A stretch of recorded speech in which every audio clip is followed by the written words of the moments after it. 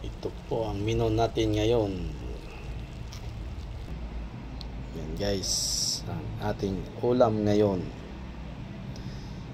Magginataan po tayo ng papaya at munggo. Yan, buksan natin ng daing.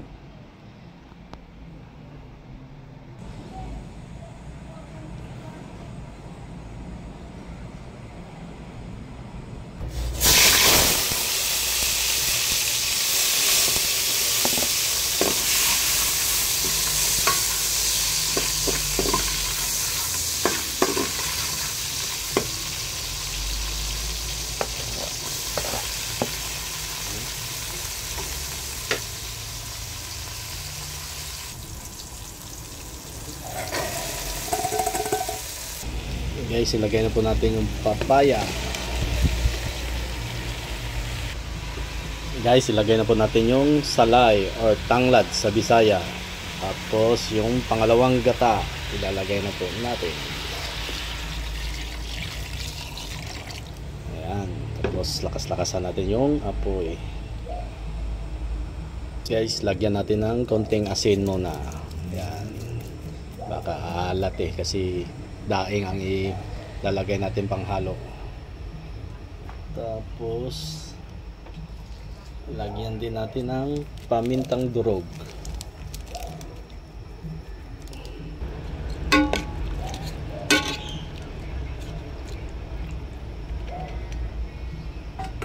Siyempre, lagyan natin ng magic sarap para lalong sumasarap ang niluto nating ginataang papaya. Konti lang guys na magic sarap. Ayan, kumukulo na po. Ilagay na po natin yung ating panghalong daing.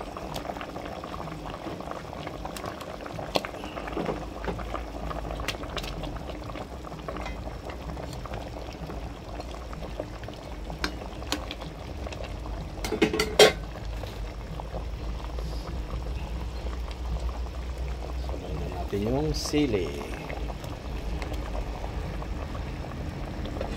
Guys, ilagay na po natin yung porong gata.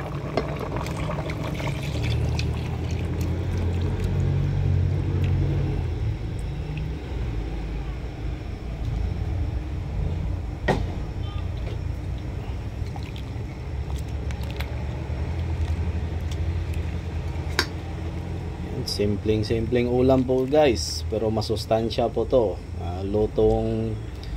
Itong ulam ng mga mahirap, lutong mahihirap. Yan, sarap po ito.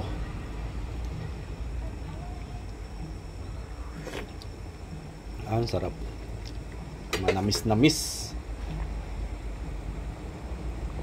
guys. Takpan po natin guys, mga ilang minuto lang yan. Luto na yan guys. Luto na po to guys. Kaya lagay na natin yung ating malunggay. Ayan,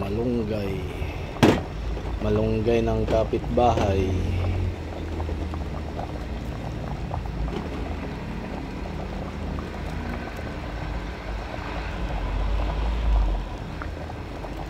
Ayan.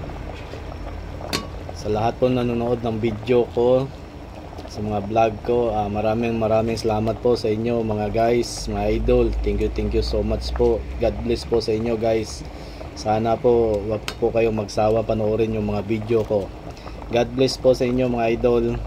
More power, more follow. God bless po. Thank you.